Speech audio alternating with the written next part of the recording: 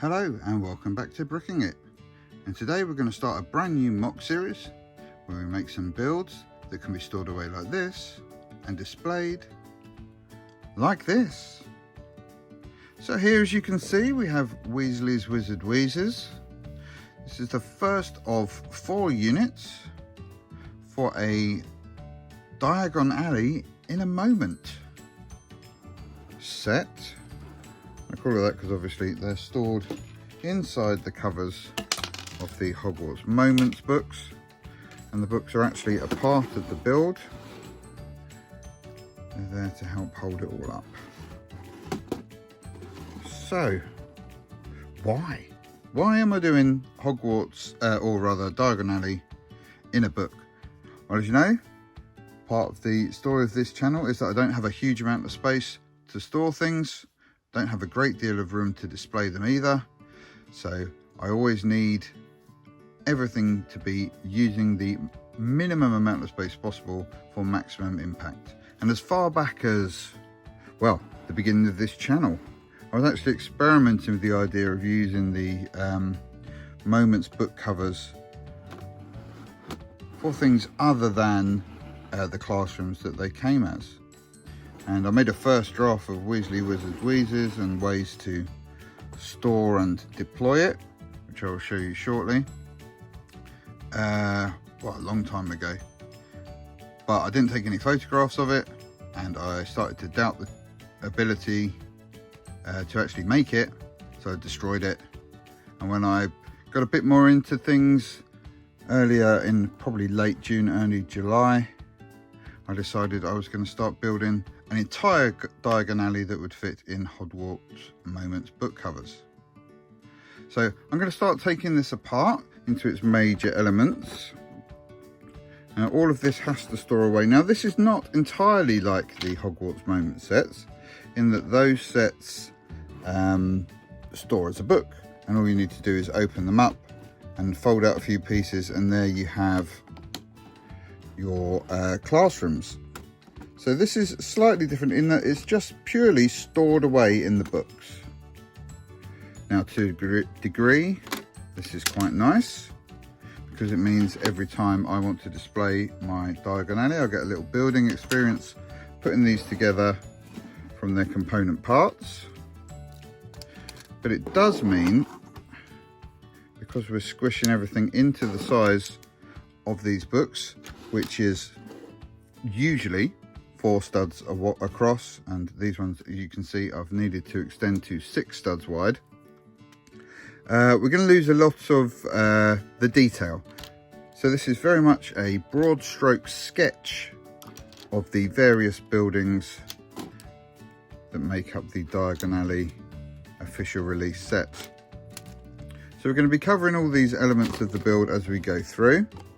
I just wanted to start off by showing you some of the techniques we use to condense our buildings down far enough to get inside our book covers. So let's have a little look at that. So like the official Hogwarts Moments releases, we do use a lot of brackets and hinges to get our walls and various parts where we need them to be. So as you can see, this end wall here, held on with a bracket at each end. We've actually got a hinge mechanism here, similar to what I used on my Hogwarts Fat Lady portrait, and it's built within the footprints of the bricks that make up the build. And I'll explain that why that's important. I need this wall to be on the same plane as the end of the book, and also able to spin and remain on that same 1 stud width for display.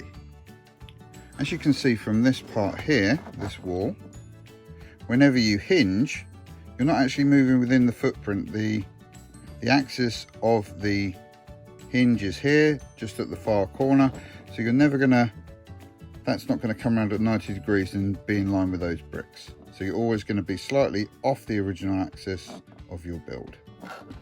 So to do that, I use this cylinder hinge. I think this is the only one I've used in this whole set of builds. But as we're talking about the builds, let's go through and look about how we constructed this first MOC. So we'll start off with our book cover. This is the first element that we need to consider for our builds. And I always started with the standard 4 studs wide spine on each one of these builds. But as time went on with each one, almost universally, I ended up having to expand the width of the spine with an extra 2x4 plate on each side, which means we need 2 sets of 2x16 plates running down the length of the spine to hold everything together, and on some of those I use 4 stud wide plates instead. So let's start our build, and the first part, as with almost every moment set, is going to be some brackets. So I'll put these 3 in here. Now when I was designing these sets, I don't use any kind of digital designer. I do all my designing in hand. So I was literally building it out of pieces of any colour, and hopefully you can see up on your screen now some photographs that I took during the design process of these models. So as you can see, I was using whatever colour brick I had to hand. That's a very nice free-form way of building. You get to try out lots of things. You don't need to wait for orders to arrive before you can get started. You can see all the parts stored away and deployed in each colour. I don't even really worry about the look of the bricks. You might see I've got some pillars instead of 1x bricks. But the main drawback of this style of design is you might come to rely on a particular brick in a particular shape that then you find is not available in the correct colour, and you have to make a few design choices. And that's kind of what happened here. So at the either side of the main front door, we've just got a stack of 6 1x1 orange bricks. The door itself is orange, obviously, in a brown frame. That's going to go in there, and that's going to be the first of our front doors. Top that with a 1x6, a couple of 1x1s either side of it, just to build it up. Then we get the first of our signs. So a couple of headlights go in there. The middle section of this sign is built up with 2 1x2 plates and a bracket, just to push the centre out. Of course, those headlight bricks pull the centre in, or the edges in, so that we can connect this curved brick onto the front. There we go. And the second floor is largely a repeat of the ground floor, except instead of a door, we have some windows.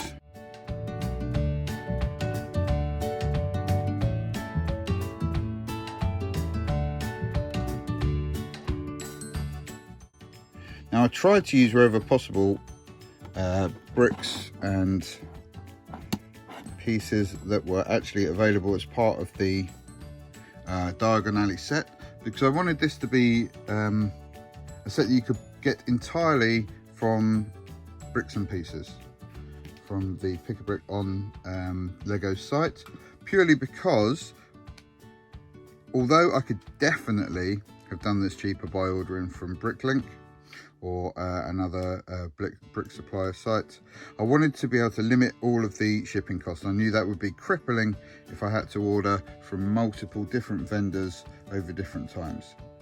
The benefit would have been this build would have been completed probably months sooner, but at least it's complete and the shipping costs were kept down. Now all the parts for this order, almost all of them, were ordered at once. And I think the original order for Weasley's Wheezes came to £40. I already had my orange windows. I ordered, actually as part of a bricks and pieces order long before, when I first thought of this, 60 of these, which is what I believe is in the main set, but it turned out I only used 40, and they were pennies each. They weren't a huge amount, but let's say it takes our overall cost to about £45 for this build. Had to order some extra pieces subsequently, and of course I wanted the proper sticker sheet. So I'm guessing I've spent around £50 on this module. The rest of the modules were assembled for a similar sort of price. In fact, they weren't, because my order was about £90 for all the rest of my parts. And I've got one last final order sitting somewhere in a Lego warehouse that only cost me last £15 to finish. So we're looking at somewhere between £200 and £220 all told, including getting sticker sheets to create this MOC. Right, let's start putting together this side. Now, this side's a little bit different because unlike the Hogwarts moments where these hinges are just left on display, I really want them to be covered up. So I want a complete facade all the way across. So to do that, I need to hinge the walls to make sure that we can cover that gap. So let's make a start there. So the first part of our build is going to be another bracket. I've got a couple of 1x1 plates and then another stack of bricks. We're just going to complete this first part of the space with some more brackets. There's also going to be a hinge attached there. We'll attach that in a moment. Next up comes the bottom of our windowsill. So that's 2 headlight bricks and a 2x2 jumper. Another stack similar to our door here, which is just 2 1x2s with a bracket on top. And it's got a 2x2 brick on top. And then another one of the headlight arrangements. And that's where we can attach our hinge. So this is our first windowsill for the first of our built-in bay windows. We need to put the bottom sill on there. And these are a couple of 1x3 curved bricks. Our windows are fairly simple, just 2 windows with a tile on top. These are going to sit at an angle just behind the pillar, and on the other side the other pillar. And the middle window, similarly constructed, just 2, but this time again with a 2x2 on top. And inside, just behind it, we're using some of these lovely blaze box stickers from the Wizard Wheezes set. And they're going to sit on the brick behind so they can be seen through the window. We'll get a little look at our window display. So that's the first of our windows. Now you can see, obviously, that these are only 2 panes high. We're in the main set, they're 3 panes high. They're much more decorative around the window frame, and we just do have to sacrifice to utility. We need to be able to fit all of this inside a 4-stud wide brick cover, as I said before. So to do that, we have to unfortunately lose some details, but we hope that we're going to maintain in the overall appearance of the set the flavour of the original. So next thing we add is our next windowsill. It's very much the same as the bottom here. So we're just going to bring that in and pop that up on top there. Again, a couple of pillars on each side. 1 and 2. So this is largely a repeat on the first floor as it is on the ground floor. This time though, got some slightly different stickers, a couple more blaze boxes, just using up all of those small stickers you get on the sheet, because as we don't have an interior to decorate, we might as well make nice displays in our windows. And again, our top sill, just the same as the bottom, with the brackets on the top rather than the base. And that's going to sit up on top here, fitting into our pillars, clipping in our windows, holding everything in place. And again, we have another hinge on the top. So these hinges, you can see, are in 2 colours. We've got the bright fiery orange or fiery orangey yellow, can't remember the exact name, and we've got here the medium stone grey. I've just made those by taking 2 standard single colour clips and separating them and rejoining them together, so that we can have in the orange part an orange-ish clip hinge. Let's choose a word and stick with it, shall we? and here the light stone grey will be for the lavender wall, which we'll come to next. So our walls are very simple construction. Initially built with a couple of plates, and it's just a repeating stack of 1x2 and 1x1s, all in this light lavender, with the occasional masonry brick in the light grey thrown in. So this is the same all the way up. Let's speed through this build.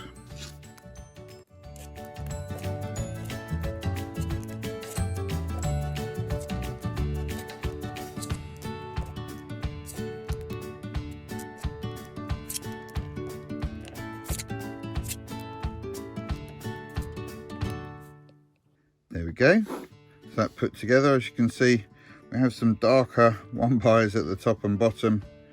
And again, that was a slight miscalculation when I made my initial order, yet still the replacement parts have not arrived. That's going to sit there and fill nicely the gap between our two orange elements. Now the reason it needs to be hinged is because the book won't close and they actually overlap each other once they start to close the book.